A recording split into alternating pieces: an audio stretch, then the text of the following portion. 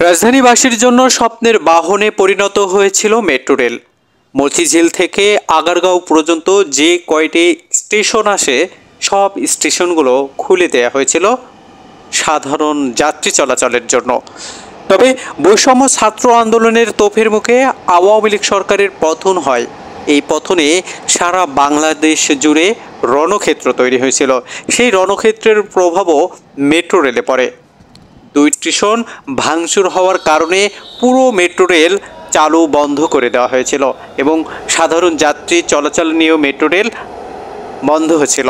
তবে আবার পুনরায় মেট্রো রেল চালুর জন্য পরিকল্পনা করা হচ্ছে এবং পরীক্ষামূলকভাবে চলাচলের জন্য যাত্রী চলাচলের জন্য প্রস্তুত করা হচ্ছে মেট্রো রেল।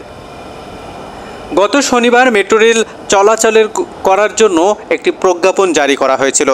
যেই প্রজ্ঞাপনে বলা হয়েছিল শনিবার থেকে আবারও পুরোদমে সাধারণ যাত্রী নিয়ে দৌড়াবে মেট্রো রেল। কিন্তু কারিগরি ত্রুটির কারণে এবং আরও যান্ত্রিক ত্রুটির কারণে মেট্রো রেলের সেই সিদ্ধান্ত স্থগিত করা হয়। তবে মেট্রো রেল সাধারণ যাত্রীর বহনের জন্য প্রস্তুত করা হচ্ছে। ইতিমধ্যে রাজধানী জুড়ে যানজটের তোপের মুখে পড়েছে। তুমুল আকারে যানজট বেড়ে যাচ্ছে পুরো রাজধানীতে। তবে সাধারণ মানুষ বলছে এই মেট্রো রেল আবার পুনরায় চালুর দরকার।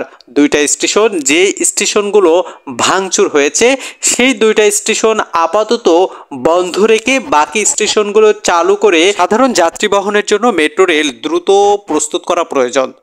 সাধারণ মানুষগণের আশা আকাঙ্ক্ষার জায়গা ছিল মেট্রো রেল।